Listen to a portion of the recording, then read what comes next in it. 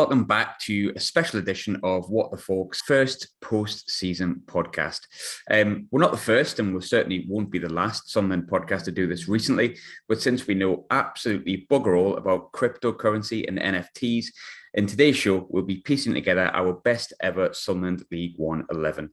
However, there will be a slight difference to some of the other ones done because we do have a set of rules. But before I get into the rules, as ever, I'm sure you know, it'll be myself, Dave and Brad that'll be the ones joining you. Before I go through the rules, like I say, Dave, first and foremost, how are you, mate? You okay? Yeah, very good, mate. Very good. Busy day at work, but we always manage to squeeze something in, don't we? We do. And second, but definitely not last, Brad, how are you? Are you okay? Yeah, and a bit of pain. I had my wisdom tooth out yesterday. The wisdom tooth, you've got none, let's be honest. Yeah, I've got no wisdom. Any idea that's getting taken away in it. So the rules as follows, as I said, is pretty straightforward, but I've got a few more rules and maybe some of the other ones that people have done, because there's been a few of these done, but nonetheless, it is good fun. Each guest gets to pick one player per turn. However, once that player is picked, that takes them completely out of the game. For example, if I choose Callum McFadzean, which is unlikely, as my left back, nobody else can choose Callum McFadzean in their team. The second rule is you may have no more than 2 loan players in your squad. And the third rule, the last and final rule, is you can only have one of 3 formations. That would be 4-4-2, 3-5-2, or 4-3-3. And since I own the podcast, which makes me zero money, but nonetheless, it does give me power, I will be the ones making sure the rules are adhered to. I have done a spin beforehand to see who gets the first turn. Dave and Brad, if you're not aware, you can choose anyone you want first. You don't have to choose, for example, your goalkeeper first. There doesn't have to be Hoffman as your first choice, for example. You can pick any position anywhere. And latterly as well, if a player can play numerous positions, you're welcome to change them if it benefits your team. So when I rolled the dice, first and foremost, before I came on, the person with the first choice for the first player was actually Brad. So, Brad, you get the first choice of player. Who is going in your team first? Right, I'm going to start with a striker. Dave's going to absolutely despise me for this one. I'm taking Ross Stewart, ultimately, because he's fired us to promotion this season, the be-all and end-all. When he wasn't scoring goals, he was still in the top 2 or 3 in the team. Just his all-round game's outstanding, and it's capped off this season for him with his Scotland call-up, albeit a minute and a half at the end of a nothing game. But yeah, Ross Stewart for me. There was a couple of special mentions, which I'm not going to say because I'm sure one of you guys will pick up on them ones. But yeah, I'll start Ross Stewart, and I'm actually, just to let you know, I'm going with a 4-3-3. So he's spearheading my attack. I'm not sure on formation as yet. I'm not sure if Dave is. However, there's no requirement to go for it, but if you've got one in mind, that's good. I think I'll probably also go a mixture of 4-3-3 or 4-4-2. The second spin, I'm pleased to say, was myself. That came along as myself. My first pick was going to be Ross Stewart. I won't tell you that Dave's was going to be Ross Stewart because we all know it was going to be, for very much the same reasons that Brad picked.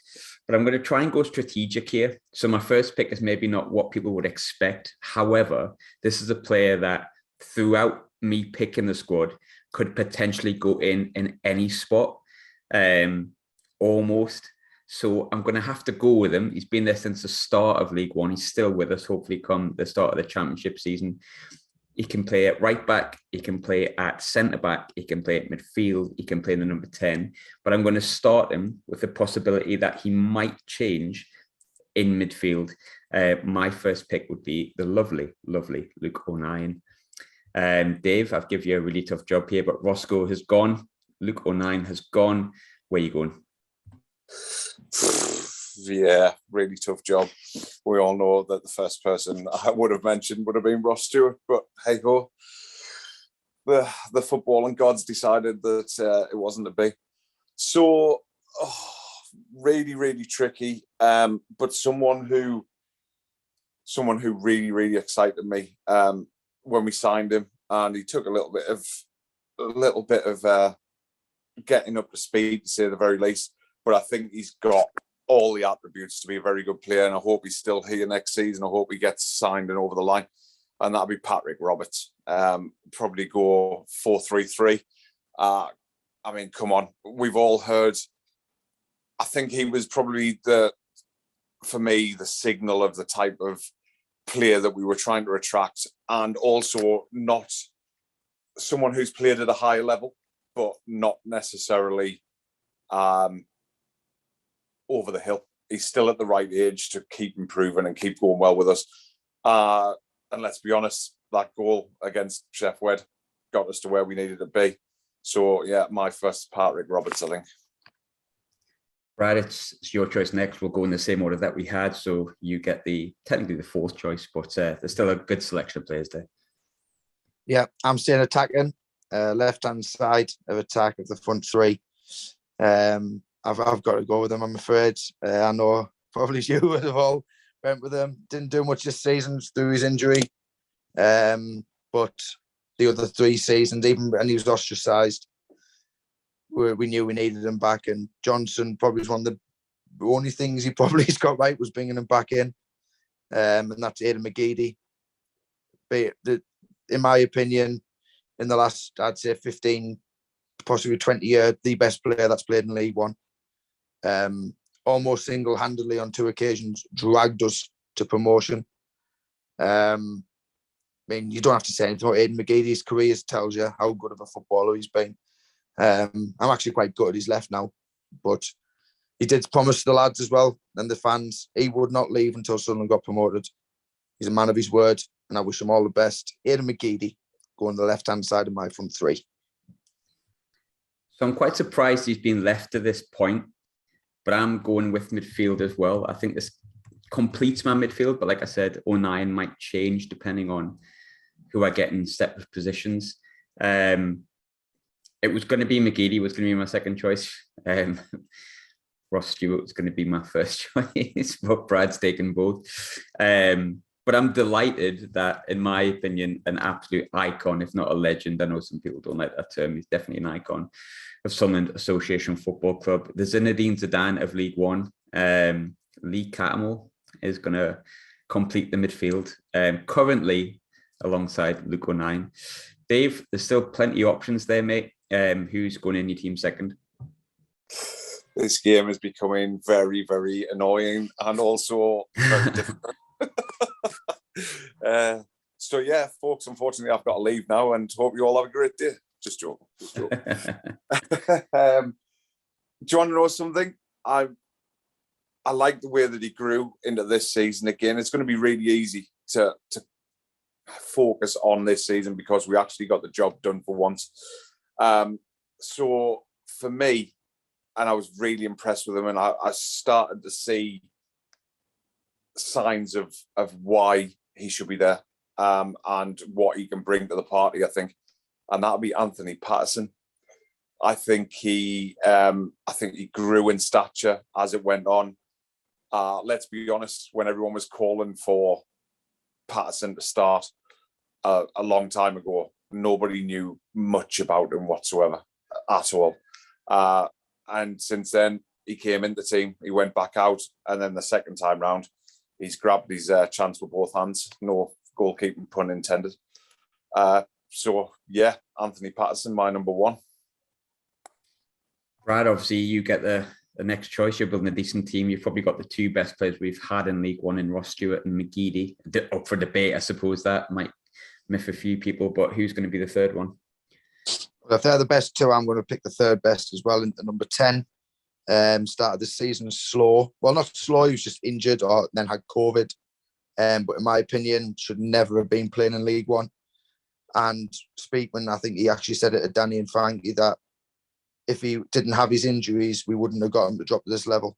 And into the number 10 is Alex Pritchard. What else can you say about him? Like, there was games this season where it was a one-man show sometimes. And to be fair, when I've looked back on this season, for a little lad, he doesn't half win a couple of headers. It's quite impressive, actually.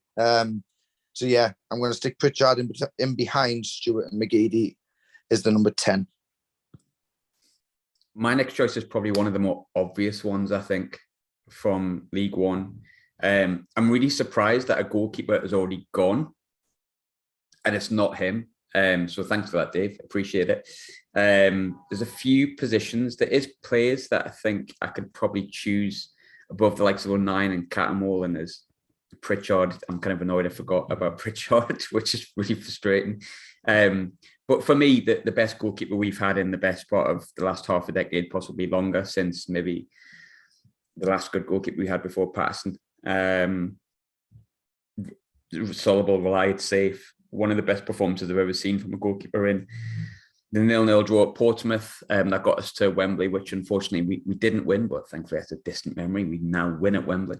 John McLaughlin, one of my favourite keepers we've ever had, which is saying something considering there's a lot of players probably at this level that over the timeline of me supporting Sunderland, you wouldn't have. And Sunderland have had a load of great goalkeepers, and he was just such a good safe pair of hands, a really good shot stopper, and just safe and steady. And he came in off the back of Lee Camp, Jason Steele, and Robin Reuter. So he seemed especially good. He was a good ball boy as well, wasn't he? Yeah, great ball boy. Fabulous at Gillingham. He was, and he's still keeping clean sheets up here in Scotland. So, yeah, I think John McLaughlin is, in my opinion, got to be the number one. Brad, it's your shout next. No, it's not. It's Dave's. I lie. Sorry, Dave. It's all right. I'd have almost preferred you went to Brad, if I'm honest. Oh, my God. It's getting difficult already, isn't it? I tell you what. I'm going to put it out there. I'm going to put it out there because I can't have Roscoe. I don't know if I've mentioned that. I don't know if I'm going to keep mentioning it for the next however long. I probably am. Everyone expects it, so might as well deliver. Through the middle, Patrick Roberts on the right. So I'm going to go Mr. Charlie White. Unbelievable, yeah. I'd imagine there's quite a few people. Well, in fact, I'm flabbergasted. I don't think I've got words. I can't believe I've just said it. To be fair, as much as Roscoe and there's other strikers I probably prefer to Charlie, Charlie did score the most amount of goals in one season whilst we were in League One. So if you're going on paper, no, I'm not going to. I was going to say he's the best striker we've had in League One, but I'm not saying that he's not. It's no. Yeah, but I've took McGeady's, so White would have probably only scored about 3. Yeah, but I've put Patrick Roberts in, so that gets you another few. So yeah, Charlie White, exactly as you've just said, Graham. He's 30-goal striker. Listen, he was in the right place at the right time. Simple as that. He didn't, when our backs were against the wall and we probably needed something a little bit more, Charlie unfortunately didn't give us that. Love you, Roscoe. But you know, it's one of them. He scored 30 goals, and at any level of football, you'd be very happy with that. To do it professionally, yeah, fair play to him. So Charlie White, my number 10. 9? Number 10? 9. Sorry, 9. 9, 10. I'm not playing him in the 10. Jesus. I remember him going clean through and goal against Rochdale, rounding the goalkeeper, and it still looked like he might miss. But sorry, Charlie. Brad, yours is the next choice. People are going to start to realise I'm actually a striker, so I'm finishing off before 3 now. Probably with our 4th best player in League One. Again, hampered by injuries this season. It feels like I'm being quite biased towards the team this season, but end of the day, they're the ones that got the job done. To be honest with you, if he'd have been fit all season, he'd have been challenging Ross Stewart for goals this season. His goal-to-game ratio was probably up there with the best in the league. So on the right-hand side of my front 3, he might not have played there very much. I think it was more left when he did, but it's my team. I can do what I want. I'm going to put Nathan Broadhead. And I don't think anyone could disagree with how good of a footballer that boy is.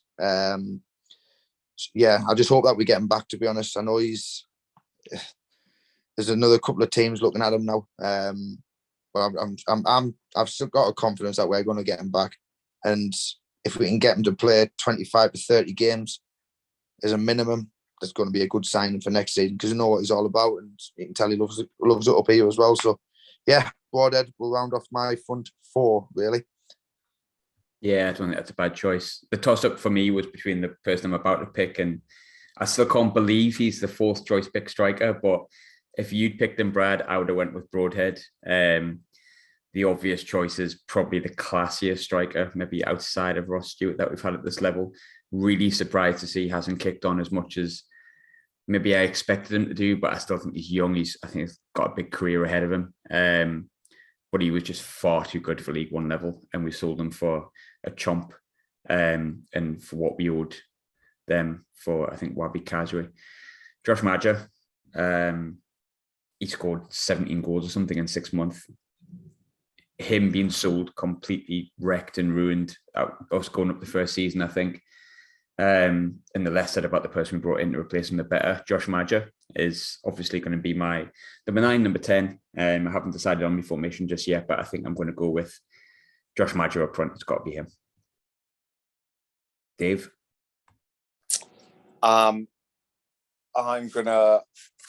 Brad deserves a lot of credit for his performances towards the end of the season, as we all know, as we've all heard plenty from Brad.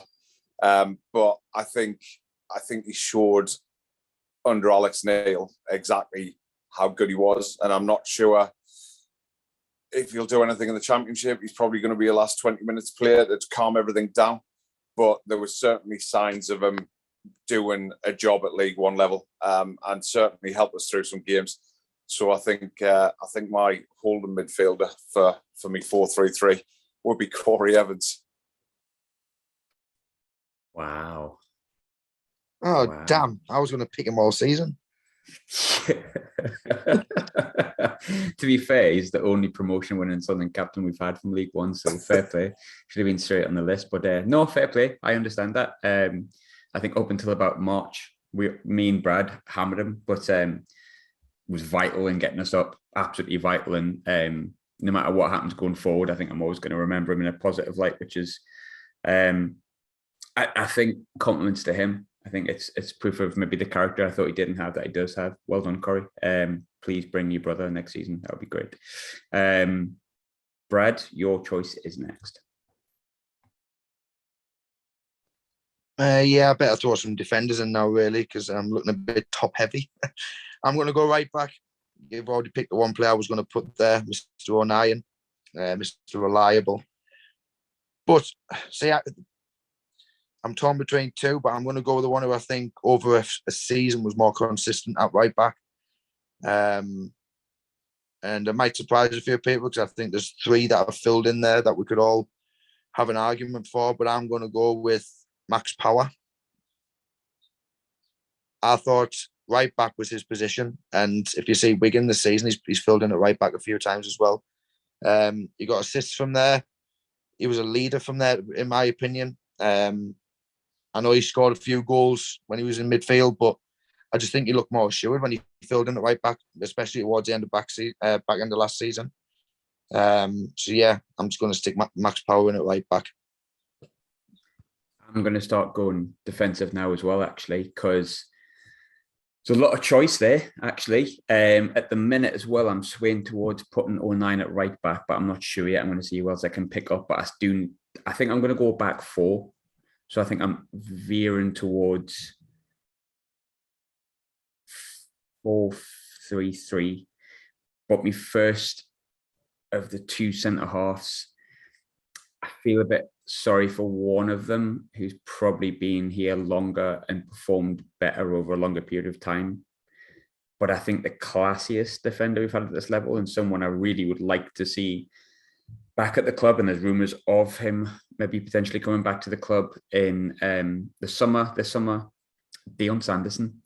I don't think there's been a classier defender that we've had at this level. And I know there's other defenders who other people might pick, I might pick later on, that have been a bit more boots and braces, strong in the tackle, organises a defence. And I think there's a few you could pick in the current team. There's a couple of other players that have left us that you could put into that as well, which I'm sure many of you can think of. Blonde dreadlocked Dion Sanderson. Please come back. We would like you to return an awful lot. And I think he is an absolute crack at centre half, and I think he's got to be my first pick. Dave, your choice is next. Yeah, it's going to get more and more difficult at the back, so I'm just gonna finish off my front three. Someone who I think has proved what he can do in several positions. I think he's only going to mature as a footballer, and just the fact that he's a North East lad as well. So the outside left of my front three, I think, would be Elliot Embleton, based on the fact that that's where he scored that goal from. That give me such a great moment of commentating on the game. Can't remember what I said, but I lost me shit, to say the very least. And it was a wonder strike. Don't care if the keeper just let it through his arms. Who cares? So yeah, Elliot Embleton finishes my front three. Before I go to Brad, because we're at a few picks now, I'm just going to go through the teams again to remind everyone who's already gone. So Brad's team at the minute, it's got Max Power at right back, and then it's pretty much the number 10. So one of the first three midfielders, because he's going 4-3-3, and three centre forwards. You've got Broadhead on the right, McGeady on the left, Stewart up front with Pritchard behind him in the 10, and Max Power at right back. Then my team at the moment is John McLaughlin's in goal. Currently, I've got a floating Luke O'Nien, who I think is currently sitting at right back. He is partnered by Dion Sanderson alongside him at centre back. A midfield of Lee Cattermole, potentially again, like I say, might be O'Nien, depending on who I get, and Josh Maggio up front. And Dave, you've got Patterson in goal, you've got Corey Holden in the middle, and of course, Captain Sensible. And then we've got Elliot Embleton, Patrick Roberts, and Charles Wyke up front. Brad, you've got your next pick. There's still plenty to choose from there, but it is getting interesting where you're going. Following you was centre half. Another one from this season, but he's been here a few years now. He found the form at the end of this season, which he had when he was actually on loan under Parkinson, before we signed him permanently. That's Bailey White. Obviously, when I said when he came in on loan, I think we just started keeping clean sheets for fun. He was class. And towards the back end of the season, the man was an absolute warrior. I'm going to put Bailey White in there just because I think he's class. And again, another leader. Please sign a new contract, Bailey. Yeah, I'd like you to sign a new contract, Bailey, as well, actually. I think Bailey White is a really obvious choice. I give him a bit of stick earlier in this season. And like I've said about 40 million times now, I'm pleased to say that I was wrong. I think Bailey definitely would have been the other choice that I was alluding to, of course. If it wasn't Sanderson, would have been Bailey Wright. I think some people might disagree with me on that and say Bailey was actually better. And I think, to be fair, that's a very subjective opinion. I think it's a toss of a coin between those two as the best centre halves we've had at this level. And there's also a couple more you could chuck in there as definitely third and fourth placed. For me, I'm looking at the positions just now and thinking, where is slim pickings? And there is actually a position that is quite slim pickings, if I'm honest with you. So I'm going to go with that because the slim pickings are, I mean, they're pretty bad. I don't necessarily rate the kid at the moment, but I will reiterate that he is a kid. Loads to learn at Tottenham Hotspur's academy. He was part of the team that got us promoted. He was excellent throughout the playoff campaign. I think he's got loads to give, and I do think he'll actually, again, be someone that will prove me massively wrong. And I think, to be fair, yes, like I said, slim pickings, but I think he is the best option that we've had at left back, considering the other ones that are there. I'm going to go with the Gherkin, the Dennis Serkin, as my left back. Yeah, left back, as you say, is extremely woeful. So I'm going to get in there just to ruin Brad's day, because when he comes to pick one, I have no idea of who he's going to pick. But I'm going to go for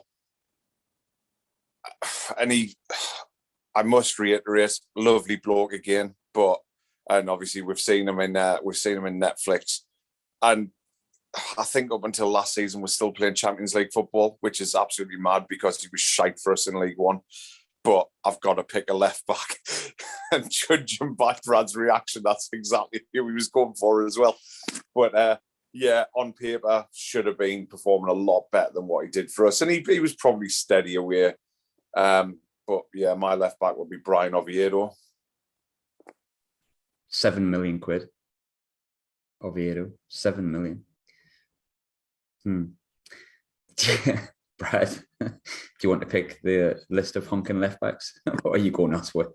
Actually, one's just came to me, right? Mm-hmm. And I was quite pissed off, if I'm honest, when he got sold after the first season, because he wasn't one that stood out every time, but I don't think he ever dipped below like a 6 or a 7, and he was just like steady. And that's Reece James. I know he hasn't went on to do very much. I think he's playing centre midfield for Doncaster at one point. I don't know where he's at now, bless him. He's at the Championship. He's in the Championship with Blackpool. Well, there you go. Yeah. I thought he was actually very reliable and just steady. And yeah, he was all right. That's what you need at a left back, to be honest. Especially when he had Geed. I think McGeady played in front of him a bit, and they struck up quite a good partnership. And I'm actually glad he picked Oviedo, because I would have forgotten about James. And I think over that season, James probably has done more than Oviedo. Yeah, I think so.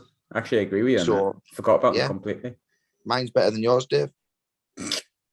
Dave got the free reign to pick a left back and still got the wrong one.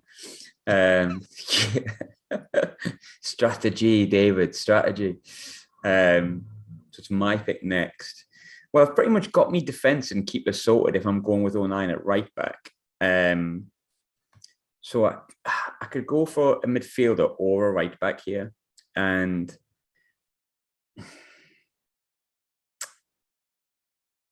I'm not sure, because Embo would have been there or thereabouts, if I'm honest with you. But the fact of the matter is, I'm going to go with someone that people are not going to agree with, because I know people are a bit more mighty here, and I'm going completely away from my defence. I loved him. I still love him. I know some people thought he was a 1 in 5 player, but sometimes you just get connected to a player that you really, really like. And I'm sorry to everyone to say that he's one of them. I think I'm going to put him on the left of my front three. I'm going towards 4-3-3. And as much as I want to maybe put a midfielder or a right back in here, I've noticed I've only really got Madger up front, and McGeady's gone. He scored 2 hat-tricks at the Stadium of Light, 1 for us, 1 very much against us. And I'm going to go for Chris Maguire. I'm sure everyone would have known who that was when I was talking through it, but I just really liked him. So Chris Maguire is going on the left of my front three. I believe it's Dave's turn again. Dave, where you going? It is indeed, and I'm trying to think strategically here, because obviously I've got Corey in the middle of the park, so he could do with some legs around him, but also thinking by the standard that you've set with 09 of that he could slot in a few positions. So a little bit of didn't do too much for us, to be fair, but again has the potential and probably stirs up some mixed emotions for Sunderland fans, because it wasn't a great decision, I don't think, or we'll see how we get on the next couple of years. But I think I'm going to pick Barley Mumba. Really, really random one. Again, didn't do too much for us, but by all accounts can slot in a right back if I need him to. Centre midfield, has the legs, he's got time on his side. I think we did see little glimpses of what he was about, bearing in mind he's only like 3'7" and 12-year-old. So yeah, Barley Mumba. Swings back to Brad. I think we're going to get to, how many have we got so far on each team? Currently we have 1, 2, 3, 4, 5, 6. So we've got 7 each. So we'll go. Actually, I think 1, 2, 3, 4, 5, 6. Right. We'll pick our 8th, and then we're going to take a break. We're going to come back and pick our final 4. We could pick a manager as well. That could be interesting. But It's 11 aside, Graham, not 12. So we're not picking the 8th. We come back and pick 4, son. Aye, that's right. Should we do that? I know it's your game, but I'll keep you right, like I did the last time. For the record, when it comes to rules, by the way, I've got one loan player, so I've only got space for one more loan player. You've got one loan player as well, Brad. Currently, Dave doesn't have any. You have technically got 2 loan players in the fact that Bailey Wright was technically a loan. However, since we signed him on a permo, I'm going to say that he's a permo. Should we have a break now and come back? Or should we pick one more and then break? No, we'll pick one more. One more and break. Go on then. Your choice, Brad. Ooh. Right. So I haven't picked any midfielders yet at all, apart from Pritchard, obviously, but that's more of a front four. And I'm not going to pick one now either. I'm going to stay with. I'm going to fill my back line up. Again, another one who was injured this season and quite a bit of last season. But to be honest with you, he is a championship defender. I think his best form was probably in the back 3 under Parkinson, but he's just a class above. And that's Jordan Willis.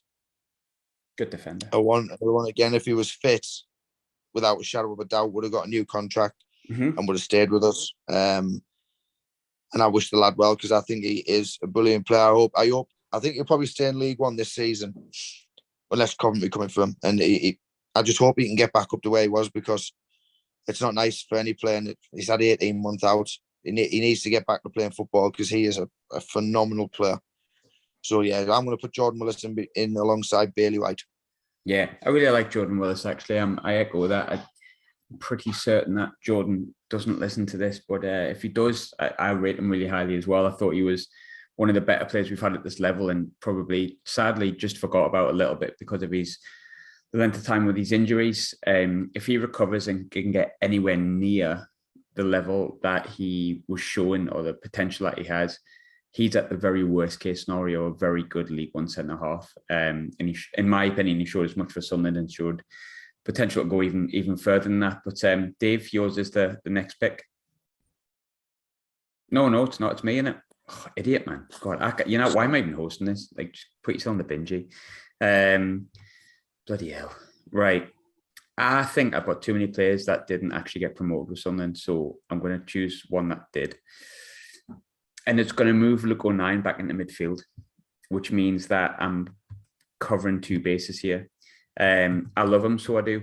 I love him an awful lot. He's one of my favourite players that we've had at this level. I was absolutely chuffed that he got on the pitch in his full kit. I thought he played a huge part in something getting promoted this season. Absolutely massive, even if he didn't take part due to injury in the final few games of the season in the playoffs. I think he's been far and wide our best right back, even though he's a midfielder at this level. Carl Winchester is going to be my choice for right back. I love Carl Winchester, absolutely adore him. As Matthew Keeling would say, I think we're very lucky to have him. Very, very lucky. Dave? I'm going to finish off my midfield with some extra legs. God knows what I'm going to do with the back because I don't think there's anyone left whatsoever. Sorry, Alan Ozturk. Genuinely, he's just a constant 7 out of 10, wasn't he? That was the thing. He was just one of them. Instantly know where you're going here. Just finishes off my midfield. Let's be honest, he's done it. He's played at a higher level since leaving us. Can't knock him too much, and he just gets it, doesn't he? If Luke O'Nien gets it, then Mr. George Honeyman definitely gets it. So yeah, that finishes off my midfield. I just want to point out before we go into the break how absolutely disgusting Dave's midfield is. Corey Evans anchoring Barley Mumba and George Honeyman. Jesus Christ! I know Barley Mumba left us to go to Norwich, but what you're forgetting is Dave, he went on loan and didn't get a game for a relegated Peterborough side. Mate, they were playing him out of position of right wing back. So do you know what I mean? Give him a chance. I can't believe I was just sitting there being like, please don't pick Winchester. Please don't pick Winchester. Oh God, he's going to pick Barley Mumba. But fair enough, Dave. That's what we hear. We like to add a bit of comedy in these shows as well, and that's why Dave's here, so we can all laugh at him. And also what we have to remember is I'm blatantly going to sim on Football Manager this squad and see what happens. Relegated to League Two at this point. We want the League Two playoff final. before I let you go, Dave, and we'll go into the second part of it and come back because I haven't paid for the Zoom upgrade yet still. Who's your captain, Evans or Honeyman? Mate, to be fair, like Charlie White. So I was going to say, I'd give it to Patrick Roberts at this point. Cool. All right, we'll be back in a minute. Just to kind of clarify what our teams are before we go into the break. I'll go with mine first because it's one on my screen first. I've got John McLaughlin in goal. I've got Carl Winchester right back, Dennis Serkin at left back, Dion Sanderson as my one of two loan players I can have at centre half. In midfield, I've got Lee Cattermole and Luke O'Nien. And then as two of my front three, I've got Chris Maguire on the left of the three, Josh Maja up front. In terms of Brad's team, he doesn't have a goalkeeper yet, but he's got Max Power, Bailey Wright, Jordan Willis, and Reece James across the back. He's got Pritchard as part of his midfield three, or front four, if you prefer. You've got Broadhead as your lone player on the right. You've got Aidan McGeady on the left and Ross Stewart up front. In terms of Dave's team, he's got Patterson in goal. He's got one defender so far in Brian Oviedo. He's got a midfield three catastrophe of Corey Evans, Barley Mumba and George Honeyman. And then he's got a not too bad forward line of Wembley goal scorer Elliot Embleton, Hillsborough goal scorer, that doesn't sound quite as good as Wembley goal scorer, does it? Patrick Roberts, and goal scorer of lots of goals from the ball of from the feet of Aidan McGeady, Charlie White. We'll be back in part two to see which other monstrosities we can put together, just like Dr. Frankenstein.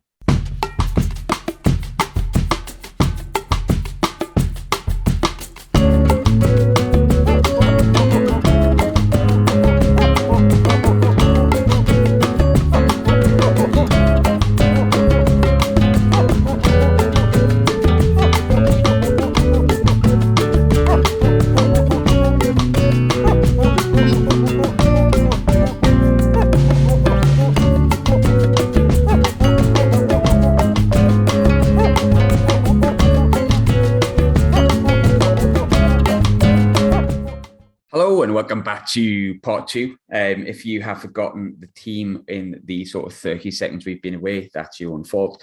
We have got a few more players left and then managers to pick. I don't know actually how it's going to land. I haven't worked this out in my head yet. You listening might be able to. We all know who we all want. My next pick is probably someone that's probably come far too far down the line. Is it your pick?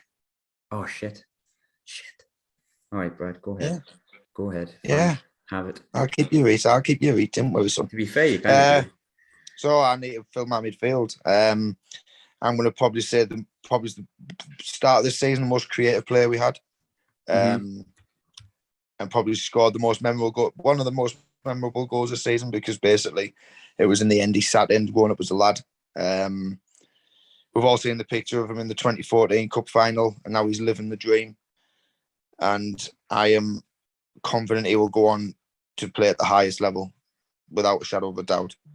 And I hope he does, because I've got £20 on him to play over 20 caps for England for 600 no quid back. Please bet responsibly.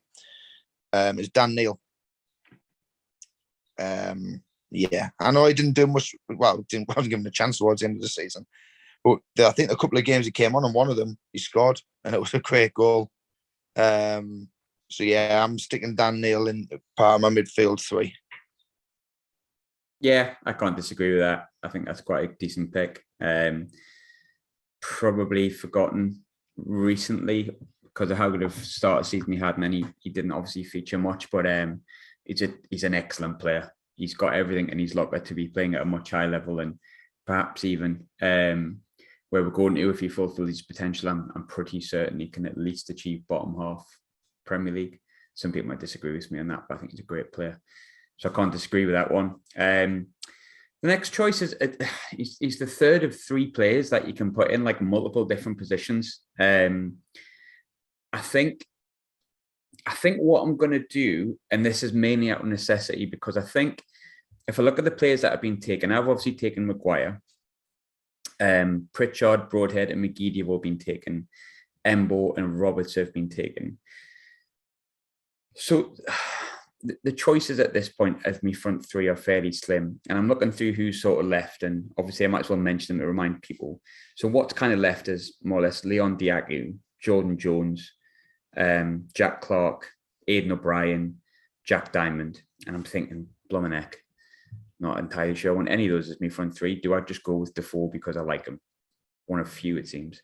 And then I've spotted someone I've put in down as probably one of the wingers or one of the right backs. And I think I'm going to put him as, I think people forget how many goals he actually scored when he played in that like number 10 / right-hand side behind Charlie White for Parkinson, when we had that decent run when Parky found something that worked and then flogged it to death the best part of a year. But I think Lyndon Gooch will complete me top three. I don't think Gooch, Maguire and Madge is that bad. Obviously, it could be stronger, but I think there's better players that have gone.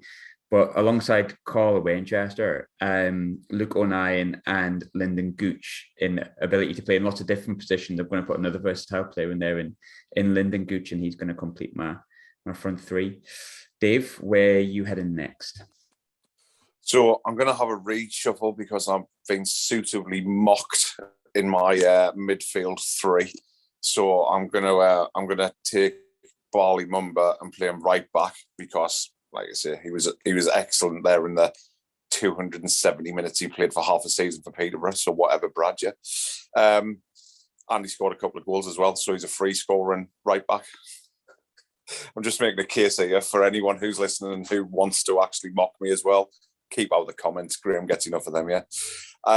So someone who slipped your mind there and didn't get much of a chance and typically has gone and left and did well in a division higher. Quite a focal point of their team at times, to be fair. So I'm going to play Barley Mumba at right back. I'm then going to move Embleton into the middle to try and strengthen my midfield a little bit.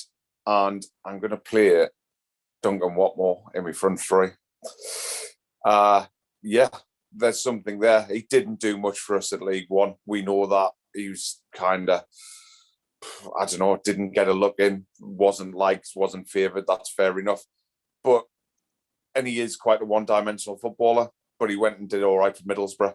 And there was definitely something about him. And he's just another one. I'm basically picking a team full of people who just really get Sunderland. That's my thing. So, yeah, Duncan Watmore. Chris Coleman is the manager because he gets it. Oh, he's a married man with 6 kids. Brad, you have got left in terms of your team. You need a goalkeeper and another midfielder. Yeah, so I'm going to go for midfield. And speaking of people who get the club, probably Mr. Sunderland. Also had an affinity with Middlesbrough, like Watmore. Yeah, I think he's just that steady head in midfield. And I think this season, he probably retired the season too early because I think the dynamism of our midfield this season, he probably would have suited him. But last season he was playing the midfield three, which all of them were slow. So I'm going to go with Grant Ledbetter because I just love Grant. I know people said his legs are gone, but what you've got to think is his game wasn't too dissimilar to how Corey Evans plays. But because Corey Evans had 2 lads with him who had the legs and could carry the ball, it worked. But Ledbetter, unfortunately, had the likes of Josh Scowen and George Dobson either side of him. And he not even he's that good to make up for them too. So, yeah, rounding off my midfield three, I'm going to stick in Mr. Sunderland, Grant Ledbetter. Leave me really. I mean, I just want to point out the midfielders that have gone, right? And I still need a midfielder. Catamole, Dan Neil, Ledbetter, George Honeyman, Embo you could put in midfield. Corey Evans, Luke O'Nien, and Max Powers even gone at right back. So I have not got a clue who I'm going to put in the middle at this point. I'm a bit stuck, if I'm honest with you. I just gave you two clues there. Did you? Yeah, Scowen and Dobson. Oh, right. I'll avoid them, I think. I'm tempted to put Dobson in for banter, but I'm trying to be serious for once. Alongside Cattermole and 09. Unless, right, hang on a minute, right? What I could do,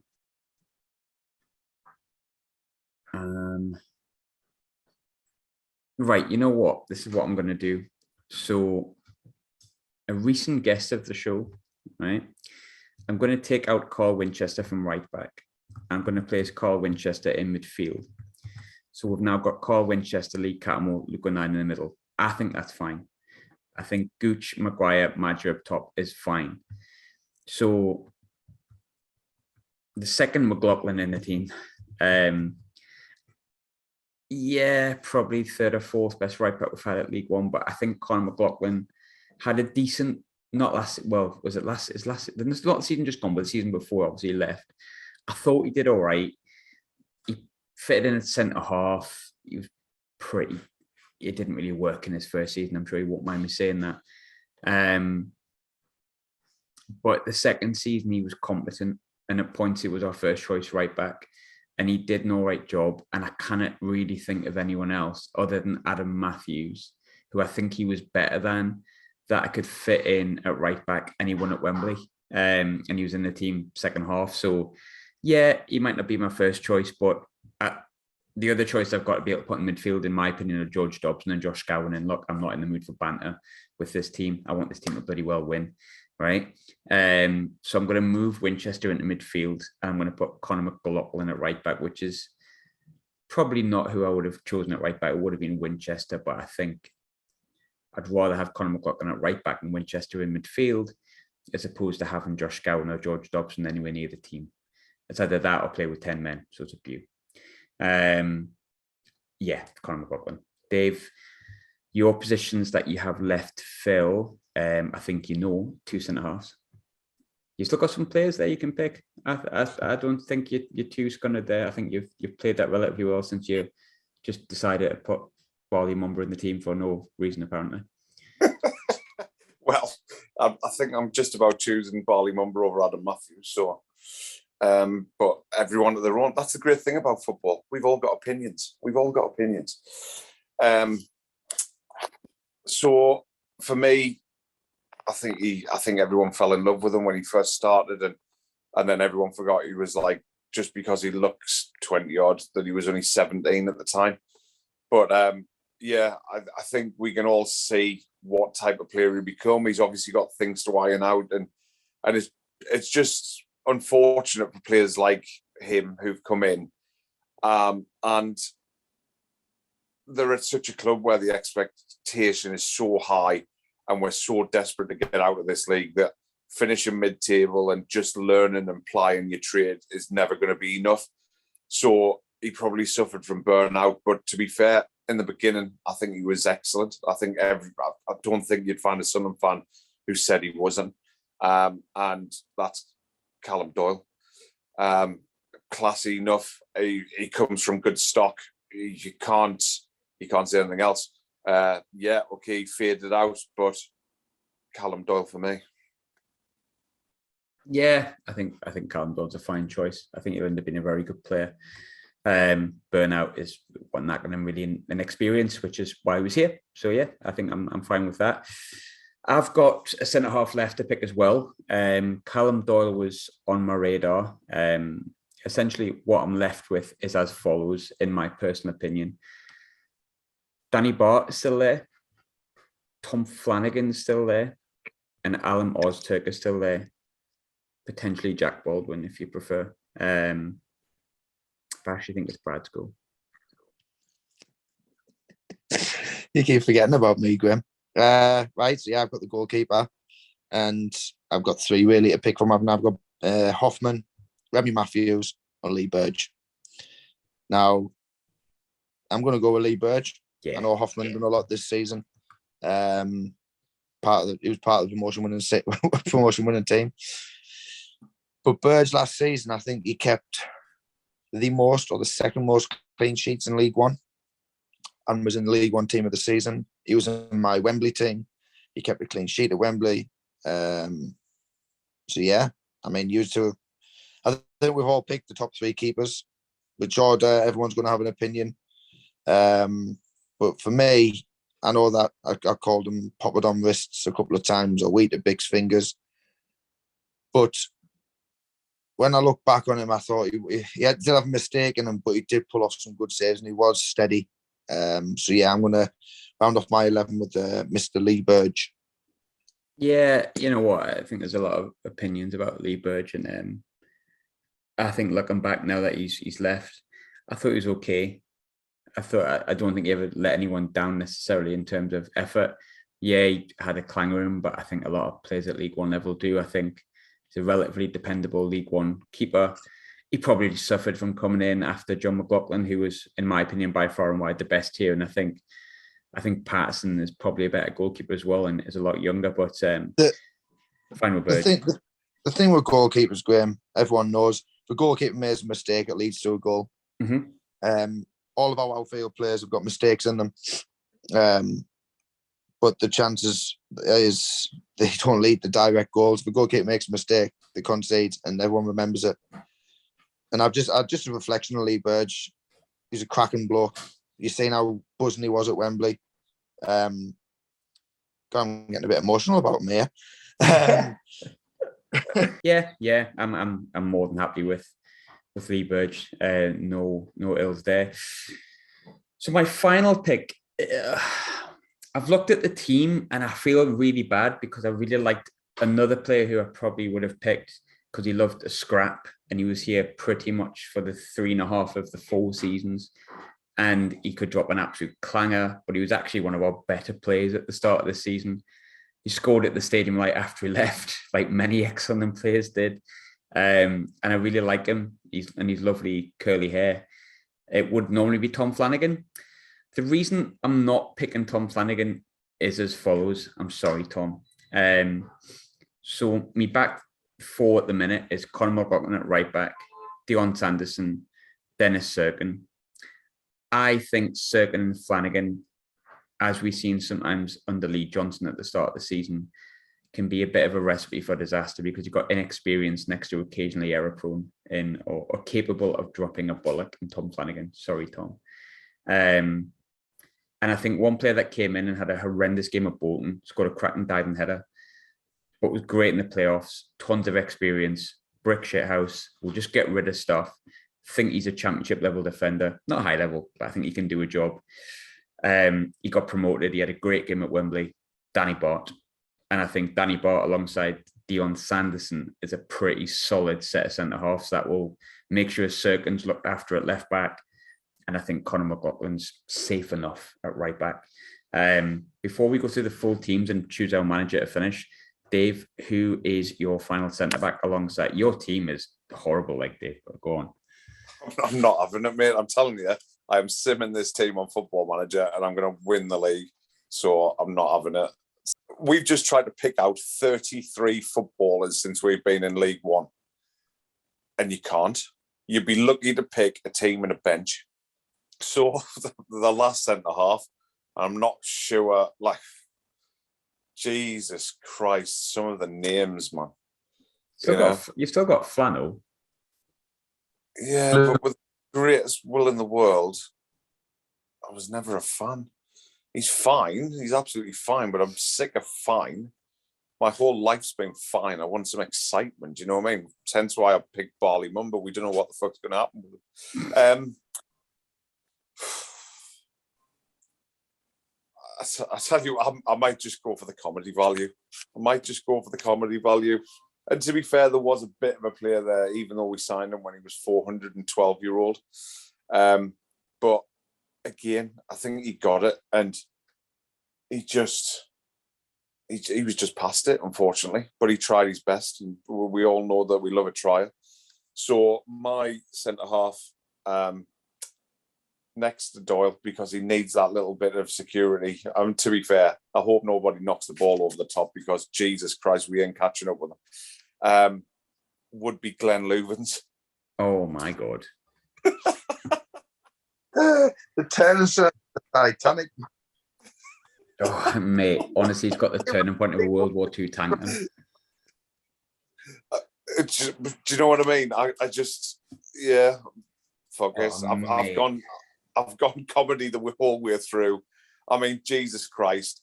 It started off with the wrong foot when I didn't get first pick, okay? Because we all know that I went for Ross Stewart. And since then, it was always just going to go downhill. So here we are. Can I just read your team out for you so you can realize what a disgusting person you are?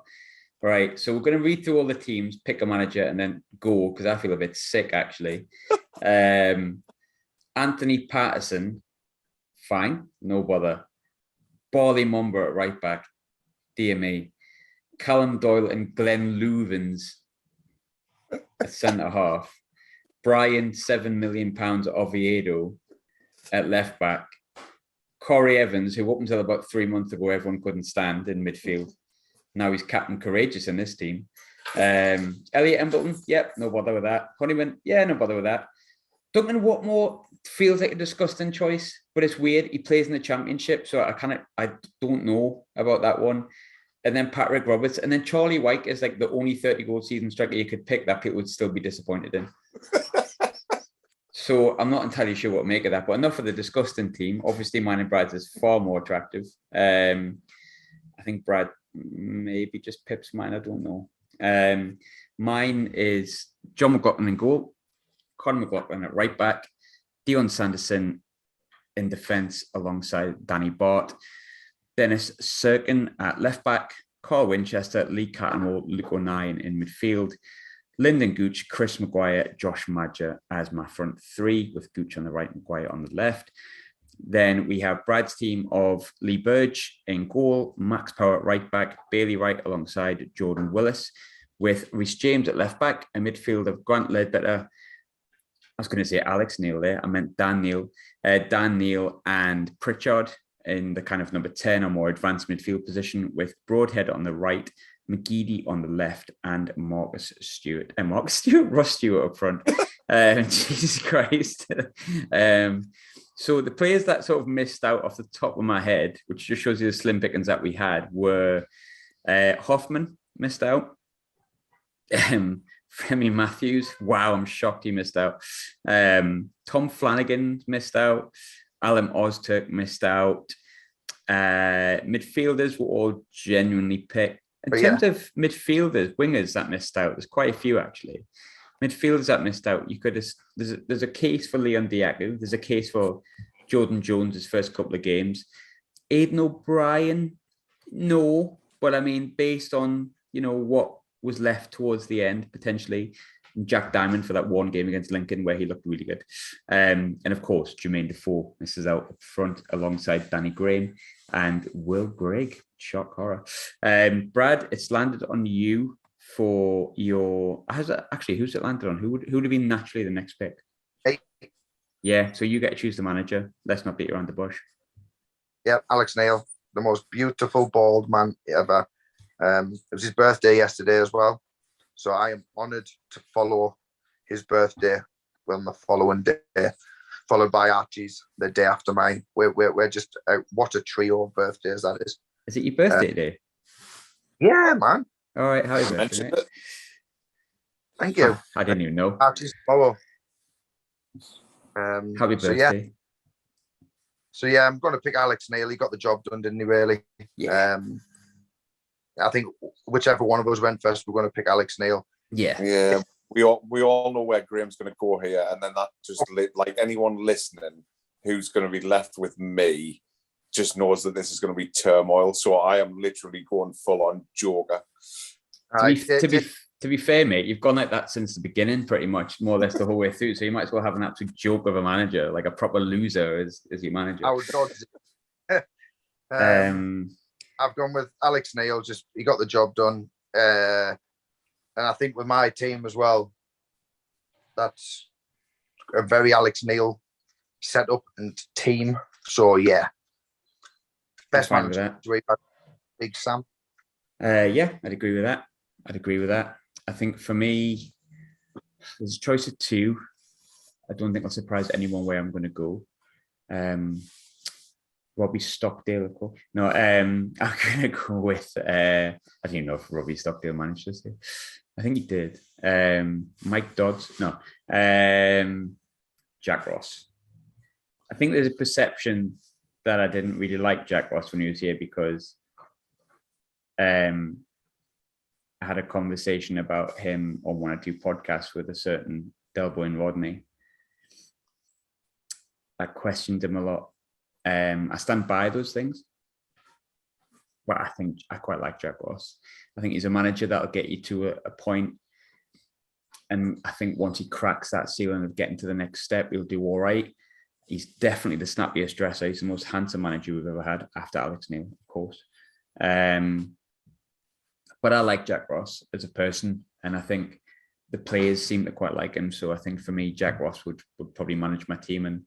And he got the best out of Madger, who's probably the best player on my side that I've got there. So Jack Ross for me. And Dave, you have a choice of 4, right? So just to point out your choices that you have, you've got Lee Johnson, who is at the very best Marmite. Might have been some people's second choice, might have gone ahead of Jack Ross. However, Marmite, understand that.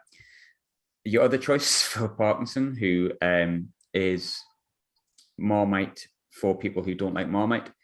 Your other choices, just as a secondary point, I don't think Robbie Stockdale ever took charge. I think Parkinson was announced pretty shortly after that. So I think the choices you have are Johnson, Parkinson, or you can have, I will allow you to have the dream team of Mike Dodds and Michael Proctor. This is a quick side note, because we all know that I'm going Mike Proctor. Mike Proctor? Mike Dodds. It's a combination of both. Mike Proctor was assistant to Mike Bassett back in the day. Anyway, we all know that I'm going for Mike Dodds because my team is farcical at very best, and they don't need a manager; they just need a mate. So, Mike Dodds is probably going to get it. But I wouldn't choose Phil Parkinson if he was the last man on earth, unfortunately. I mean, that might be such a huge statement. And he went on an 11-game unbeaten run in League One. But I dare say the three of us could go on an 11-game unbeaten run in League One just by parking the bus and getting a 0-0 draw. I suppose I've got to pick Lee Johnson, haven't I? I mean, do you know what I mean? I'll tell you what, we'll go Dodds in charge and Johnson as his number 2. They can just be pally with all the lads. So, shit game. Really hated it. Thanks a lot.